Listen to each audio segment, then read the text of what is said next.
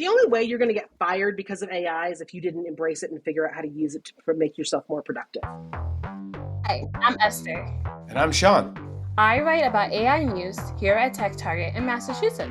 And I edit Esther's stories. We're here to talk with tech experts about everything AI and ChatGPT. And don't forget about Google Bard. Whether it's who's ahead in the generative AI race, the metaverse, digital twins, or even the latest in autonomous vehicles, we've got it covered. Right, Shaun? Yep, we've got it covered. Hey everyone, welcome to another Targeting AI episode. Today we're speaking to Liz Miller, Vice President and Principal Analyst at Constellation Research, an IT research and analyst firm. Before her career as an analyst, Liz spent some part of her career in the marketing and public relations world. She was a media relations manager for Continental Indoor Soccer League and marketing manager for Boxing Promotion Group, which was also owned by Dr. Jerry Buss, owner of the Los Angeles Lakers. She worked for different marketing firms until she moved over to being an analyst in 2019. Lots of sports there, Liz, but thank you so much for joining us on today's show. I think I'm the person that makes it proof. There's proof out there for anyone who ever wants to work in professional, attend the oldest all-women's college in the United States of America, then go work in male-dominated professional sports that included ring girls at one point, a weird stint in CRM where we ignore that, and then professional skincare. Because all of those things somehow make sense. And I'm a Celtics fan, so I No! appreciate the Lakers reference, but No! We are a Massachusetts company over here at TechTarget, so we want to fly the Celtics fly. All right. Well, I'm neutral. Or is it Nashua? I think it's a New Hampshire company. I'm just going to change it now. So, marketing to IT, like you just briefly moved over. That was a pivot. Did you work with technology in your previous role as a marketing director, and then what made you switch? That's a great question. It's funny. This is my 2023 marks my 30th year as a marketer, and it's a very strange thing to be able to say, right? So started my career thinking that I was flack. So as journalists, you can all appreciate that. Back in the day, Esther won't know this, but Shaun. We say flack. We always call them flack. Yeah, it's always flack, right? But you will also remember the days of receiving in the mail. Remember when you used to get the giant mail bag of press releases? And there were those dutifully folded up paper press releases in an envelope. Yep. I started my career being that intern who used to have to put out all of the papers and folders. We also had fax machines. Oh, yeah. I can remember the awesome day that we bought a fax machine that had groups. Because then you could put all of the fax numbers into a group and be like, aha! It was very exciting.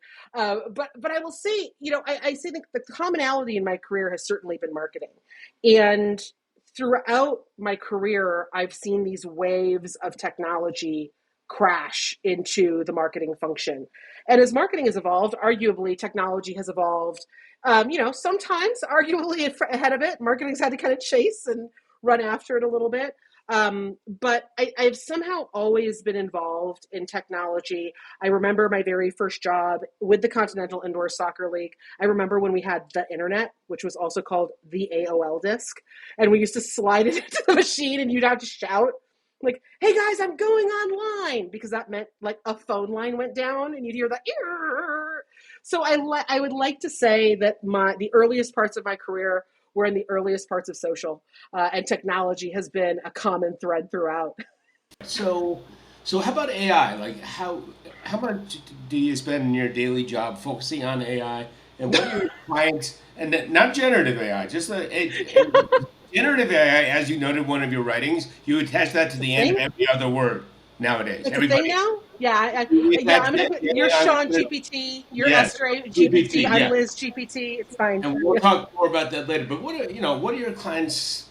Are they all in frenzy about generative AI, or are they still paying attention to regular AI and machine learning and other little things, or what's going on with them? Are they?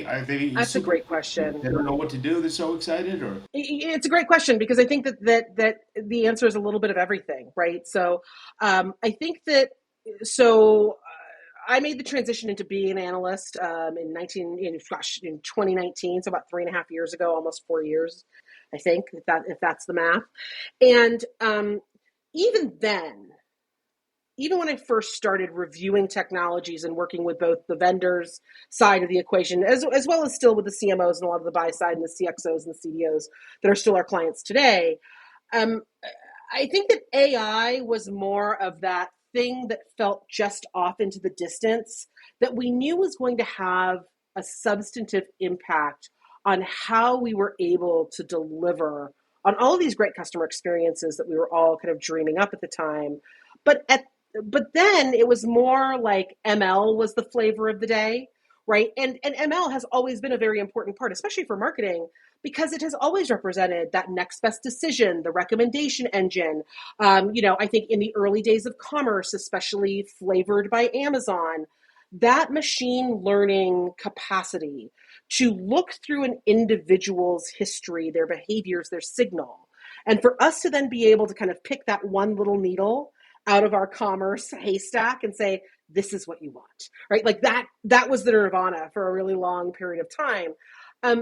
And over the course of 3 years, we have really accelerated that so that we have a very deep understanding, I think, as a market, that not only is ML different from AI, right? That rote machine learning is a very different algorithm and a very, to some degree, a smaller schema of data and a smaller corpus of data than what we need for true AI.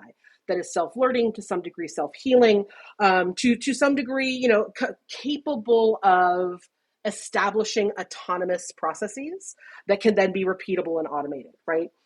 So I think that that clients are really excited about it, but there's still a persistent nagging feeling. And it's the same feeling that we had in 2019 that we have now, except now it's a lot more urgent. And that's, do we have enough data to make this thing real? Right? Because I think now more than ever, we understand that the model is great and the model is important. But how we train that model, the data that we feed it, can't be limited to just the data we know how to manage or the data we know how used to fit in an Excel spreadsheet, right? We now are looking for these oceans of data. The fact that marketers now freely use the word corpus, I think it's kind of testament to that fact. But I think it really is more now about, like, the question isn't about, do I need AI in my processes? Do I need AI in my marketing function, my solutions? The answer is yes.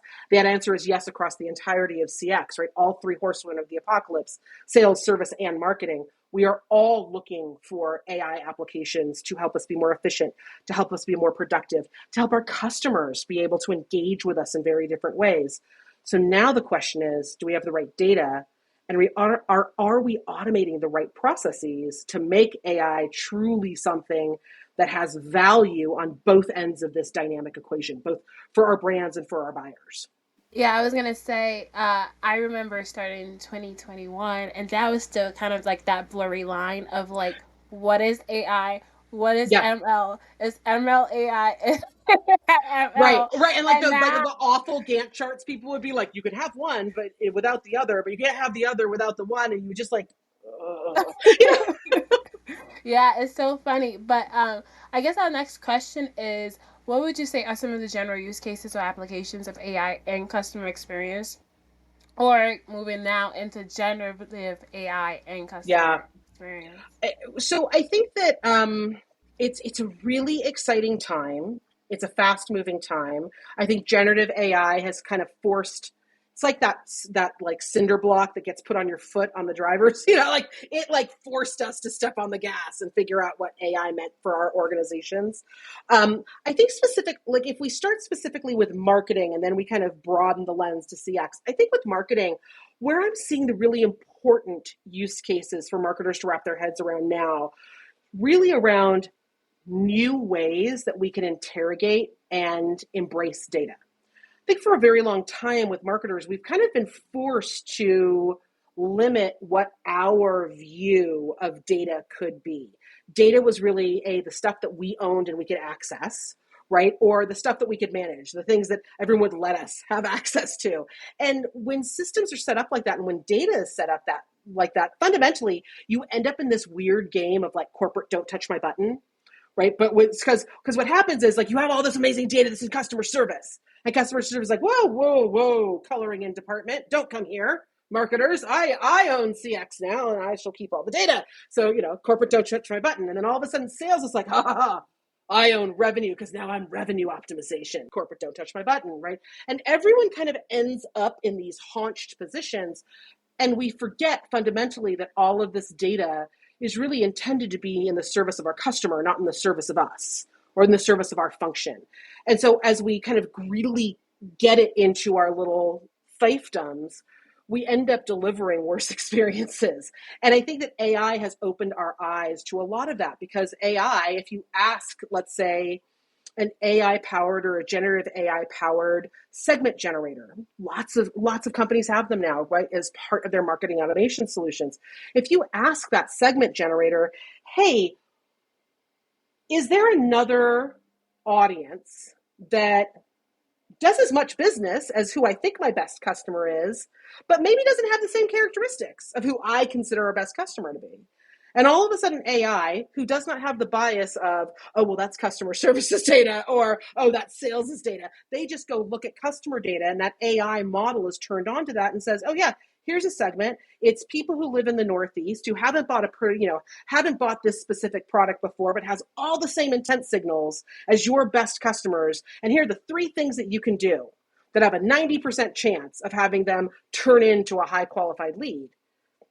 All of a sudden we're like, wait a minute, where did that opportunity come from? And I think that's where marketing is really finding a lot of excitement, is that you can take a real person, a real marketer who is just looking to move that growth needle. You can allow that marketer and empower that marketer to ask a different question without having to know what data fields are called, or where did that data come from, or was it cleared by that. You can just ask the question and you get an answer. And you can now dream up a new campaign. You can come up with a new strategy that helps that opportunity blossom and grow. That's really exciting. Like that becomes a game changer for the function of marketing, but it also becomes a game changer for the function of service, of sales, right? We're starting to see these 3 come together in CX. And I think generative AI and those use cases are doing that. I think we're going to keep seeing those use cases. And I actually think, Esther, it's going to be easier to find the use cases that are least important. Can we stay on generative AI for a minute? And we know it didn't pop in. We know it didn't just pop onto the scene. Right, it's been here forever. It's been around for a while, right? At least for 4 years, right? So, what was the initial reaction of customer service people that you talk with, enterprises? What was their initial reaction to the sudden wild popularity of ChatGPT and Google Bard and whatever else from Cohere and Anthropic and all that stuff? Were they suddenly surprised? Did they have a hard time assimilating what to do with it, or what was their first reaction?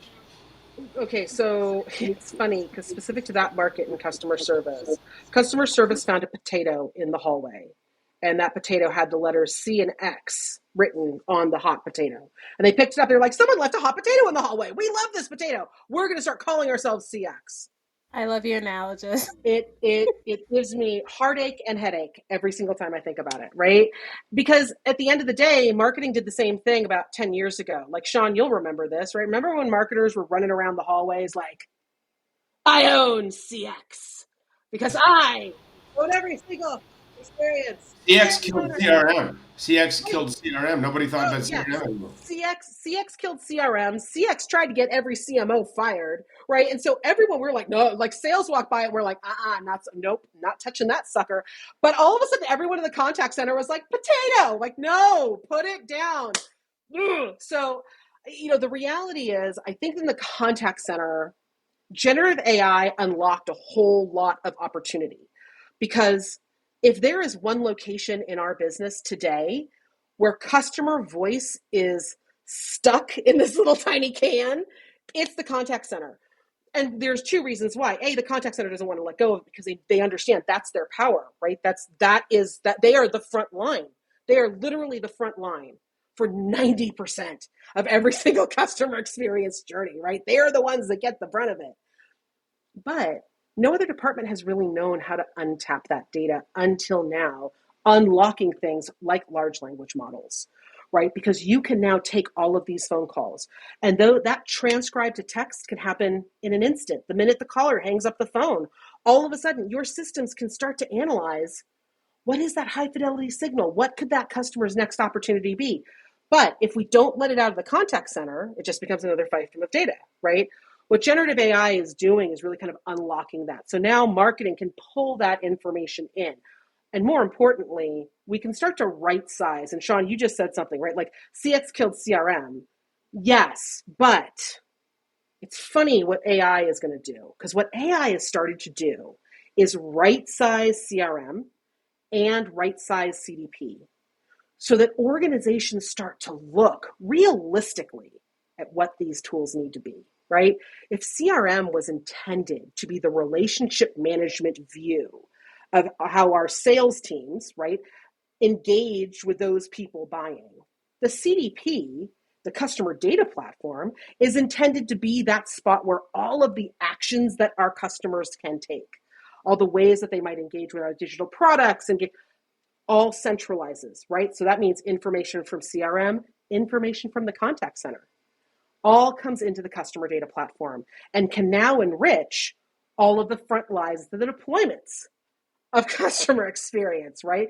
So it's starting to right size. I think people are starting to realize, hey, wait a minute, a CDP is not in fact a marketing toy for marketing things.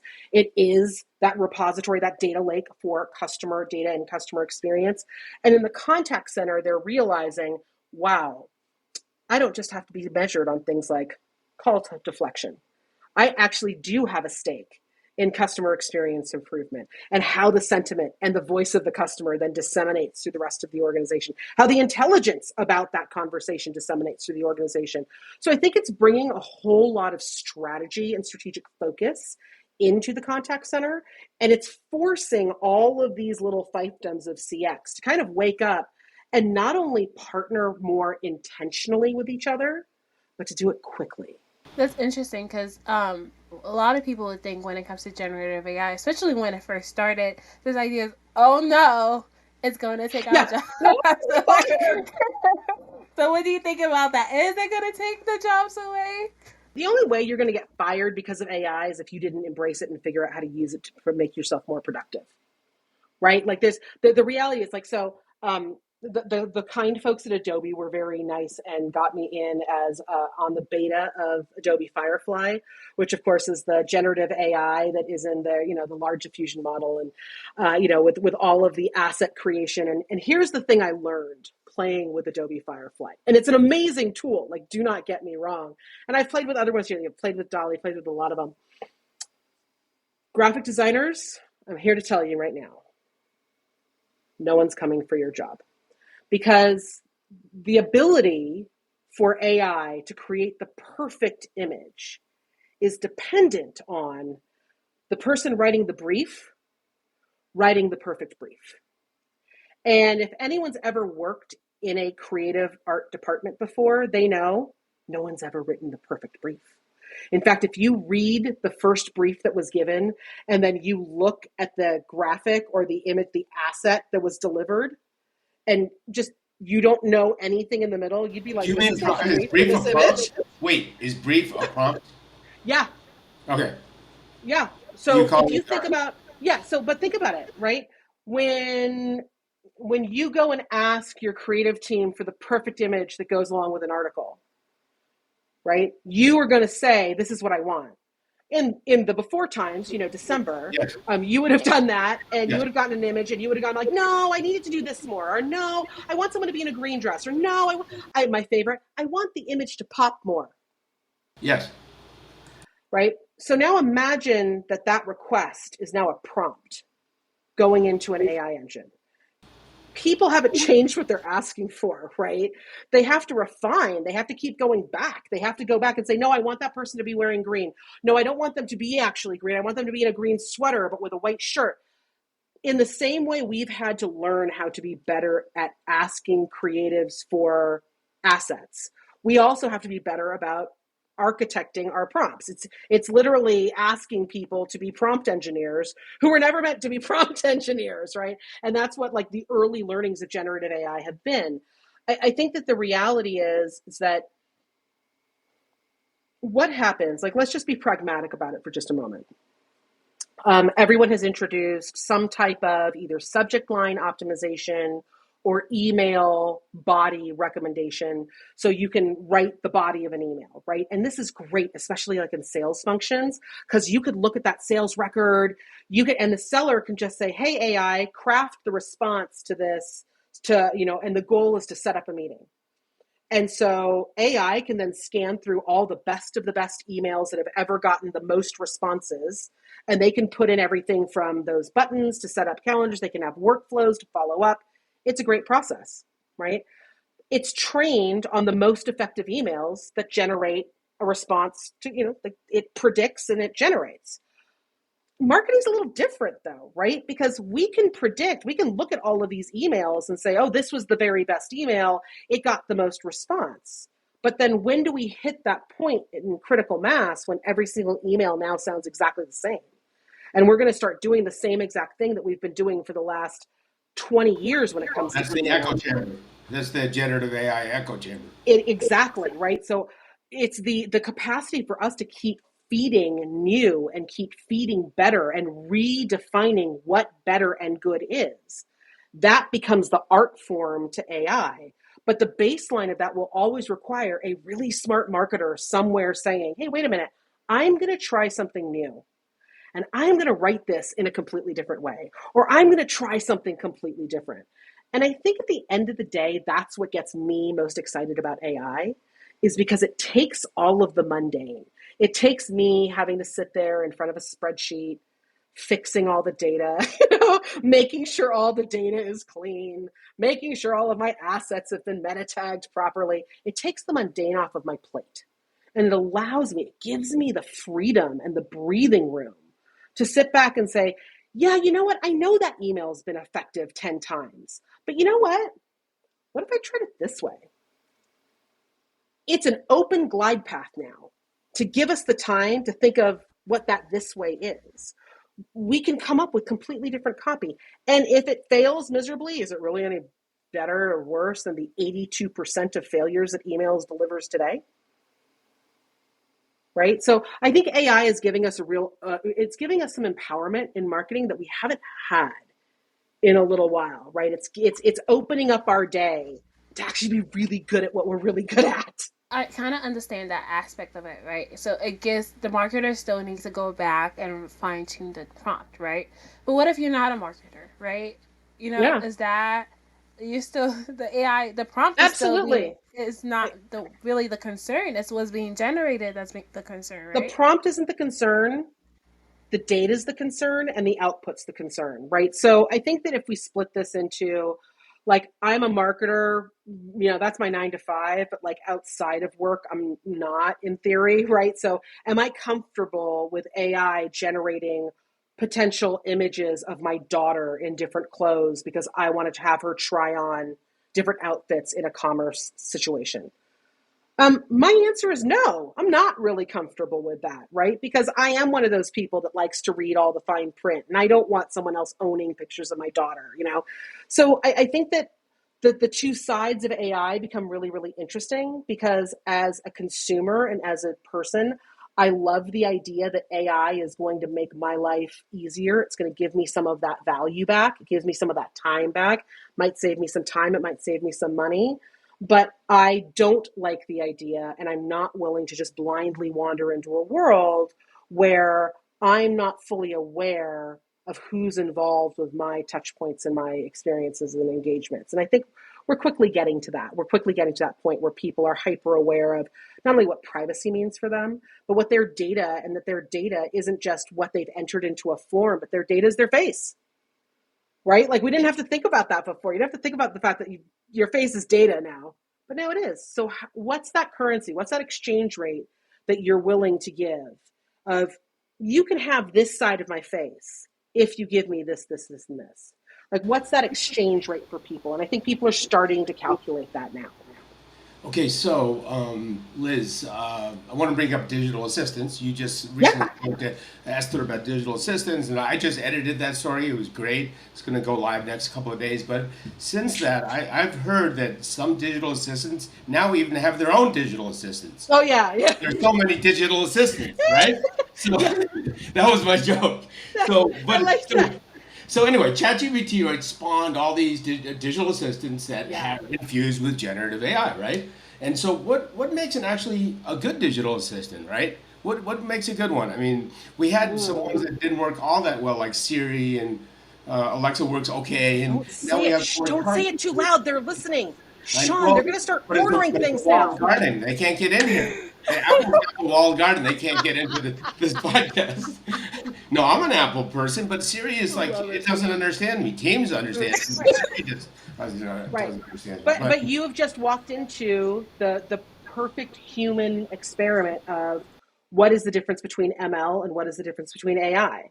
What is the difference between something that is just trained to listen and then predict the next five things that not only you want to do but would be right for you to do, right? If I want to listen to songs by Black, I can't say it too loud, my sentient home is going to start responding to me in the middle of this thing, right? So if I wanted Mine to doesn't listen to do that, yeah. songs by a certain, from Perplexa, yeah, but it is that, it's that ML that's trained to hear and then regurgitate, as opposed to the AI that's like, hey, I'm sitting here on your Outlook. I'm just this funny little button that's sitting over in the corner where Clippy used to live, and hey, I've noticed that these 4 emails that you've sent to these prospects, seller, person in sales who needs to make their quota, these were really good emails. You should send them to these 3 people who you haven't followed up with in a while, right? Like that level of a tap, that level of a nudge that makes an individual seller more productive, more successful. That's where you start to see the light bulb moment go off. Like that's the valuable digital assistant. The digital assistant that needs the intern, like we have to talk about that. Like that's a problem, right? Like if I need 19 actual live interns to corral my digital assistant, I have created a really, really, like, that's like monster level stuff there, right? And I think we're definitely seeing that. We're seeing that in a lot of cases. But I think that where we start to see things be, like I think Microsoft's Copilot is a really good example. I think that, that little nudge, the little, hey, we know that you live in Outlook, so, we're going to live here too with you. And we're going to live here with some really important advice. Salesforce, in a lot of the things that they're doing, they're going to be in the pane of glass in which the seller likes to be in. Adobe, name a solution today that has generative AI. Like they're making the right and smart steps about existing in these small moments and these little bites that are really understandable and really accessible and are really helpful and have immediate impact. Whether it is, listen, at the end of the day, people define value in one of 3 ways. It's either something that saves them time, it's something that saves them money, or it's something that brings something back into their lives, right? And that could be joy, that could be fun, that could be laughter, that could be improvement in work, that could be a bonus, right? People are very personal about how they define that last one. It's the saves me time, saves me money. Those are the 2 that are the easiest to apply these use cases for AI on, because you know exactly how it can save someone time, right? You know exactly how something can save them money. So when you start to chip away those small use cases and apply AI in that really meaningful way, that's where we're starting to see people be like, okay, like maybe it is here to help me. Maybe it isn't here to take my job. And I think that's the peanut butter and chocolate moment. Ooh, peanut butter and chocolate. Yeah, right? And who's hungry? Who needs a snack? Yeah. I think we all do. But speaking of Salesforce, you wrote a post about what movie gets wrong and Salesforce gets right about AI. Can you speak a little about what you mean and expand a little bit on your Yeah, AI analogy? you bet. You're one of my many analogies. So the vast majority of us got our education about what AI could be through movies, through Hollywood, right? Hell 9000, right? It's that sinister red eye that through the entire movie of Space Odyssey sits there and is, it's been programmed to help all of the people on the ship. It keeps some people asleep. It makes sure some people are awake. It keeps people on schedule. It keeps record of everyone's work. It is there to be the ultimate assistant on this massive odyssey into space. It understands language. It understands languages. It also reads lips. That's the thing that Frank didn't realize, was that Hal could read lips. And so when they all started thinking that Hal was malfunctioning, right?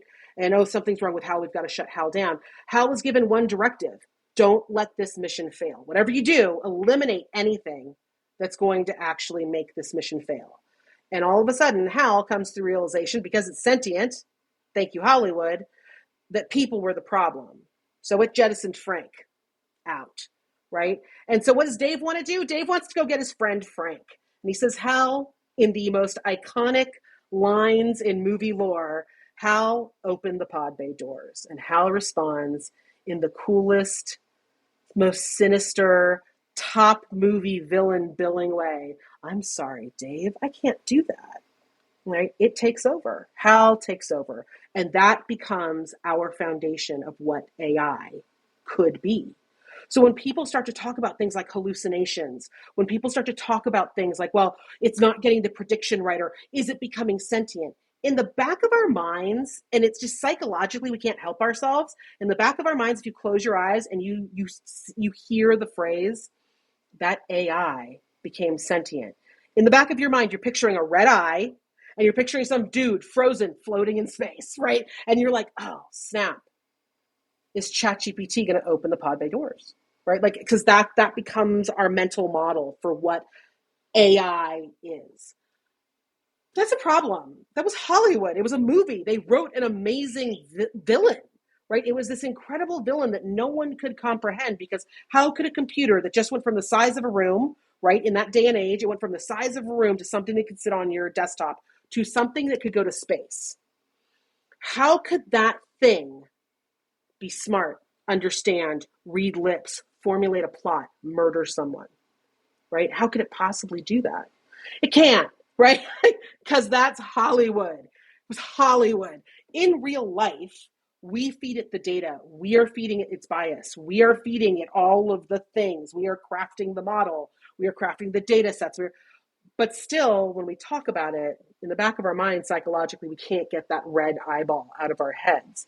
And so my challenge to everyone is, think of a different movie. Like, if we really need AI to be like something in a movie, think of something else, right? And there's this moment, if you watch the movie Devil Wears Prada, right? Meryl Streep is standing there at the gala.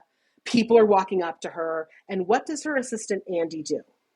Just leans very casually in and gives Meryl Streep's character, the witch of all witches, gives her the name, the last time she saw him, a little information about his wife. Oh, you've got 2 kids. Just whispers innocuously so that no one else can see the most critical information, so that Meryl Streep's character can throw open her arms and say, oh my goodness, it's so wonderful to see you. That little whisper, that's the AI we all want and need. Right? We all want Andy standing behind us, whispering, like, that customer is your best customer and they just bought a lot of stuff. They're walking straight to you. Oh my God, don't let them say anything right? We want to be Meryl Streep in customer service, where when we see that phone number and we see that customer's record pop up onto our agent dashboard, we can answer that phone and be like, oh my gosh, Esther, how are you? You are one of our very best customers. Are you enjoying the shoes that you just bought? Please tell me there's nothing wrong with the pants you just bought. It disarms, it changes the dynamic of the relationship. So instead of thinking about like AI is here to kill you, what Salesforce has done with a lot of its introduction, especially around Einstein Studio, has been to say to people, listen, you bring the models in, you bring the data in, but like, let's start to act and roll out AI in a way that gives every person in your organization, even if you are a small business, the capacity to have Andy just sitting right behind our left shoulder, ready to whisper that most important information just right in our ear. I would argue it's the same thing like Microsoft has done with Copilot. Right? These are 2 organizations that very much believe that you'll hear a lot, and to arguably Oracle, SAP, everyone kind of has adopted this language of human in the loop. You're going to see very few pitches that don't include human in the loop, and it's because there's this fallacy that AI was going to take everything over, when in reality, what AI needed to do was take over the stuff that we did not have the capacity to do in the time that we had to do it. Manage all the data, aggregate all the data, harmonize all the data, normalize all the data.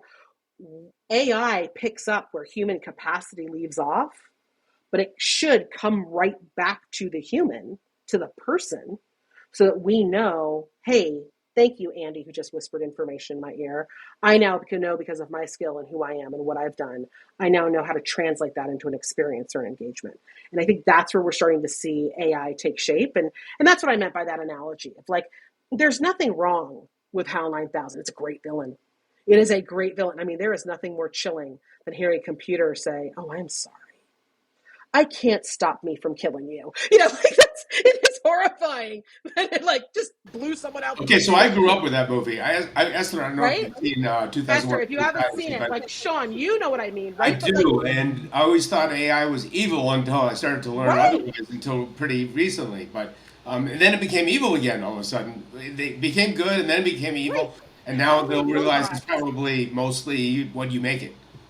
Right, Yeah. exactly. Right. And like, because that's a funny thing is when you, as an adult, when you go back and look at Space Odyssey and you realize, or if you read the book, the funny thing is that people trained the machine to think in absolutes, right? People trained HAL to not let anything get in its way that would derail the mission. And they were like, "Yep, people derailed the mission. All right, Off can we with go their back to head." Salesforce? I just want to go back to Salesforce with the next question. Yeah, So, they have Einstein trust layer, and they say, "Oh, you can trust us, right?" But yeah. first of all, can you explain what it is, and also, can enterprises really trust it? Where's the proof that they can trust Einstein trust layer? Yeah, it's a great It's question. new. And if I'm going to be super honest, I have a lot of hope that we're going to be able to trust it, but I don't know. I can't definitively say, yeah, absolutely, 100% without question, we can trust the trust layer. I'm not there yet, in fairness.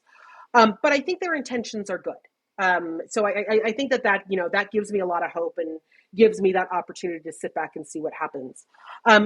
So when they start to look at Einstein AI and AI Studio, the promise that the promise that Salesforce, pardon me, is making here is bring your own model, right? Salesforce about a year and a half ago, even not 2 years ago, kind of, Mark Benioff made a pretty big statement that he realized we're not in this by ourselves and we can't go this alone. It was kind of that moment when the doors open and it was like, "Hey, partners, come in one and all.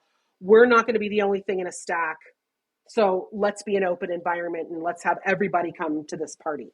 And so I think they've started their AI strategy, or at least this renewed AI strategy, because in fairness, Salesforce has been working with AI for quite some time, certainly with Einstein for quite some time. And so, this recent incarnation is really the strategy of bring your own model. But it's also about one model isn't the only thing you need, right? It's this understanding that based on the context of the prompt, the context of the situation and the output, and what it is that you not only as a customer are trying to achieve, but what you are as a business trying to achieve, that there may be a better model for each individual situation. So whether you are going to use, say, Salesforce's proprietary LLM, whether you want to tap into OpenAI, whether you want to tap into any number of the models that are out there, or if your data science team, for large enterprises who have the luxury of a data science team and prompt engineers and model engineers and architects, you've been working in something in SageMaker. You've been working in something in Vertex, right? You have been working on these models that are specific to not just your industry, but to you, to your brand and your organization. Why should you be limited to only work with those over there? You can bring that in, and now everything that is in Salesforce and everything that your organization has within your Salesforce instance becomes part of your data corpus. Right. So it's now not separating those things and leaving that in analytics outside of the walls. So I think it's a smart strategy. The trust layer is such that it's what they claim it's able to do is ground and materially check that the data that is and the prompts are really just going through these models, that your data does not reside and then stay in these models. So it really is a digital safety and a digital privacy play as well, and conversation there as well. So especially for organizations that are very concerned about having their proprietary data and their customers' data aid in training these large public models, this is Salesforce's way of saying, no, we've actually put abstraction layers in there to ensure that that does not happen, that it's just really just your prompt that's moving through in a matter of seconds, and your data is not actually moving there, or a copy does not reside there. So I think they took a very intentional and proactive approach to ensure that their promise of data resilience, but also data responsibility was something that also played through across these large language models and these large data sets that AI really relies on. So We spoke to your I'm colleague hoping, Tom Fleckinger about the same topic. We yeah, recorded a podcast with him, and he has the same view as you about Salesforce and selling trust as an integral part of trust and safety is yeah, part of the brand now. yeah. And I think Don's right. I mean, I think Don, listen, I'd be willing to bet that Don was far more curmudgeonly than I was in all of that. And I love him for it. More, Let's have that more on the than record. most people, but yes. Yeah, but I think interestingly, I think Don and I also, I mean, Don and I were sitting there front row when Genie was first unveiled, right? And it was this promise of like, oh, this massive heaps of data. And I think that both of us at one point looked at each other and were like, and that's going to stay protected how?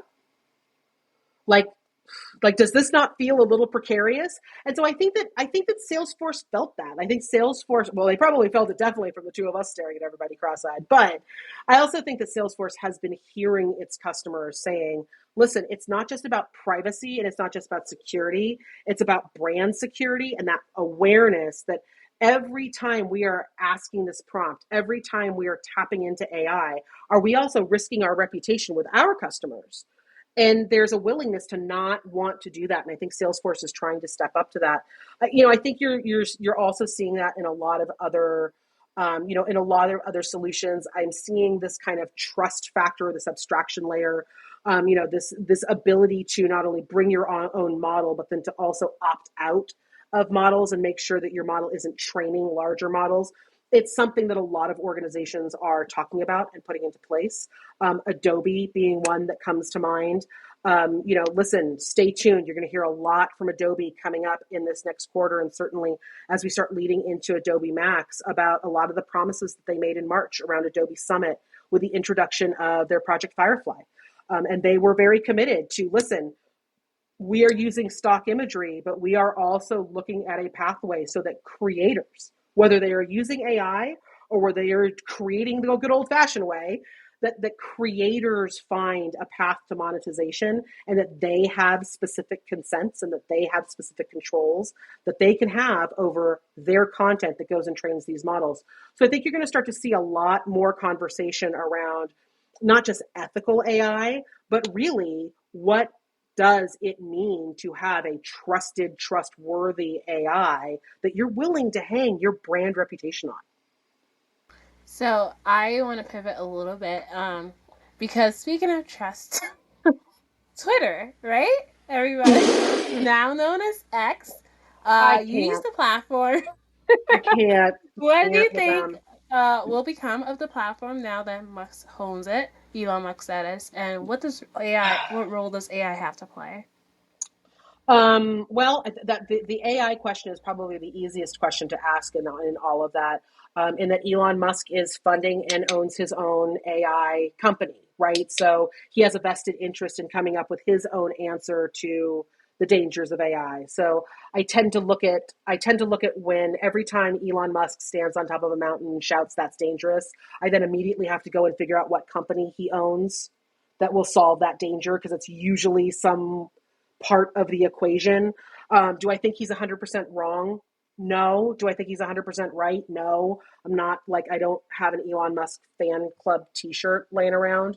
But I think that the Twitter or the X Corp question boils down to realistically and in a way that is not self-serving to one billionaire and one billionaire only. What is an everything app? And I've yet to hear a clear articulation of that. There have been some cute little, well, an everything app is everything. I'm a marketer. Please do not try to play that one on me. Oh, come on. You know, the reason why a lot of everything apps that have come before have not become everything, especially in the US, is that we are a little bit of a crusty, cynical people. We were one of the last nations and countries to fully embrace this thing called mobile data. It wasn't until the iPhone came out that we were like, we can have data on our phones. These could be like mini computers. Like, meanwhile, all of Asia was already like waiting for 5G in 2006, right? So we are not exactly early adopters of things. So, I think that, like I said, when the acquisition first happened, the adults in charge, whether that's Linda Yaccarino, whether that's Elon Musk, whoever is going to be the adult in charge, needs to have a very crisp and clear articulation of the business what, and then the consumer what, right? What's the product, but what's the business value? And those are two very different things. I have yet to hear a clear articulation of either of those things. Telling me that you're a platform for free speech basically means the same thing as saying, my newspaper's printed on paper. Like, okay, congratulations. Like, good for you. Like, tell me more, right? I need to have a better understanding of why I want to, as someone who posts a lot of content on Twitter, why do I still want to do that? Why are these conversations that I want to have? I don't want to go yell at people in a town square. I don't want to go and have to defend every single thing that I might be thinking or saying every single moment I think or say it. So for me, the value proposition is eroding very quickly. If you're an advertising platform and that's your business, how you make money is predominantly through media, it's a dying platform and we're just kind of waiting around for it to take its last gasps, right? Because it's simply not providing a safe advertising environment for any advertiser to be willing to invest that kind of money for a sustainable business product. Well, I'm still going to follow you, though, no matter what. Okay, still follow me. That'd be awesome. I will still post smart. And we'll go down together. We'll all go down together. We'll all go down to the place. Oh, we tried to go to Threads. We can all go to Threads. We went to Threads, and that lasted 2 weeks. And then we went to Mastodon. That lasted 1 week. I still couldn't figure out half of Mastodon. So, I mean, the fact because that it's a federated disaster. It's a federated disaster. This server goes down, that server goes down. So we're stuck with X for right now. We're stuck with X for right now, but it is providing a whole lot of humor for my branding brain, because it's like, if anyone has ever wanted to know what it's like working in the Silicon Valley for an entrepreneur, welcome to what's happening to Twitter, where it's like someone just wakes up on a Sunday morning and is like, I think I want to be called X now. Here's my logo. I bought it off of 99 Design. Like, what just happened? Like, I woke up and I was like, I've lived this story before, actually. I know exactly what's about to happen. And so it has been a very funny journey to watch. But in all seriousness, I think that where people are getting a front row seat in all the bad that can happen when we allow, whether it's bots or AI or the randomness of the worst in humanity to run amok. Some of it is happening live and, in Memorex on X, right? Because when you don't have, like, I know that having those types of moderation and controls feels like it's stifling free speech. It's also making sure that things like child exploitation and horrific acts against people and humanity are slowed down a bit. We're not going to stop them, but you can sure put a lot of speed bumps in the road. And there are very few people, other than, people who like to exploit children, who would object to slowing down predators of children, right? So I think that in our bluster to define this holy grail known as free speech, we've kind of forgotten that, sometimes free speech feels really mean and it feels really ugly and it feels really dirty. And some people want it, but they just don't want to be witness to it. And I think that that's the problem that Elon Musk is going to run into, is that it takes a certain person to want to stand at the fire hose of free speech all day long. So thank you, Liz. On that Elon Musk note, because that's the name you attach to everything after Gen AI. You say Elon Musk did this.